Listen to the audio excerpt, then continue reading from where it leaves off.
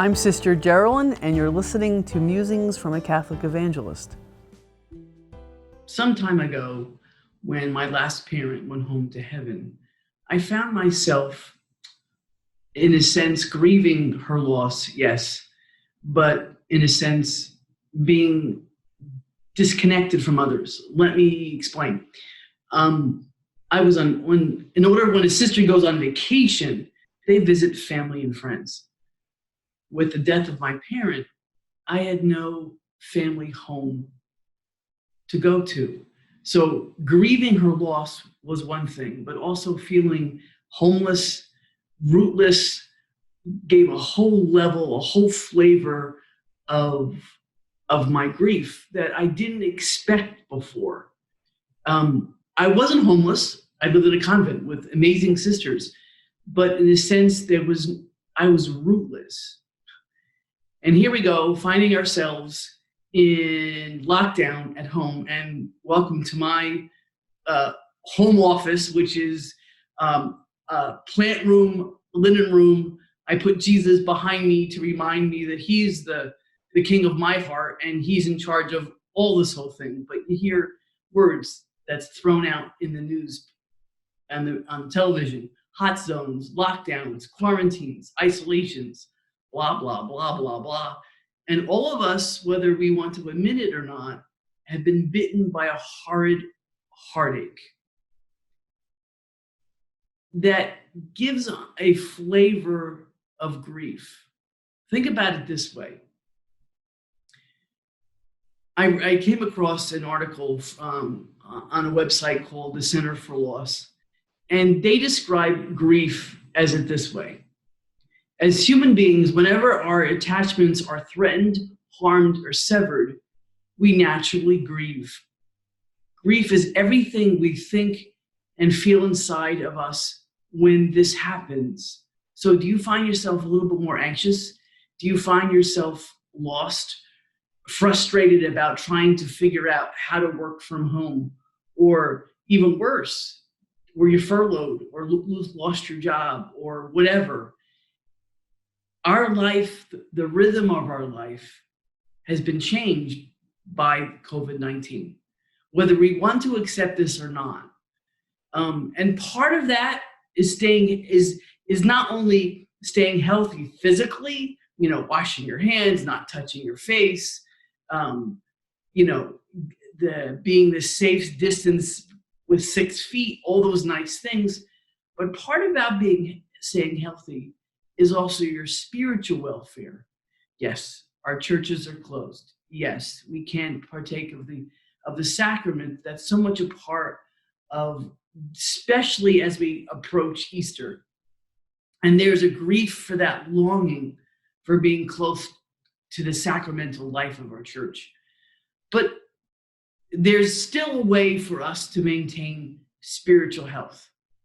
Number one, when our anxiety and our grief are outrageous, I know mine has been in the last 2 weeks, moments, I reach out and I call somebody. I text somebody. I Skype with somebody.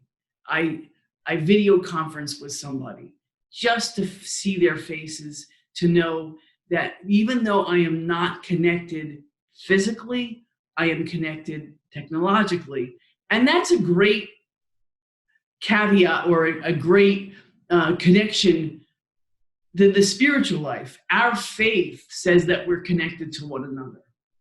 And I might not be in Italy right now or Spain or Germany, but the people in those countries are suffering as much as we are, even more so because they have more deaths. So if nothing, being aware that we are truly not alone.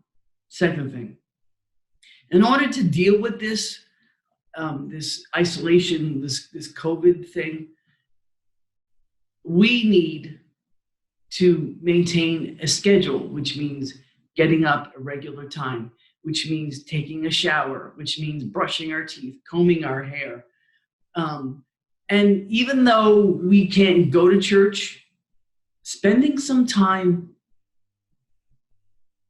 in prayer, spending some time knowing that there is a bigger person in charge of this that's going to create grace from this. I can guarantee you. That's why I put up Jesus, the Sacred Heart of Jesus, behind me, that his love can go through any pandemic, can go through any crisis. And as I began preparing for this talk, I got a phone call from our florist, and who canceled the flowers for Easter because their way of connecting with florists in different parts of the country has also dried up. So we have no real cut flowers for Easter.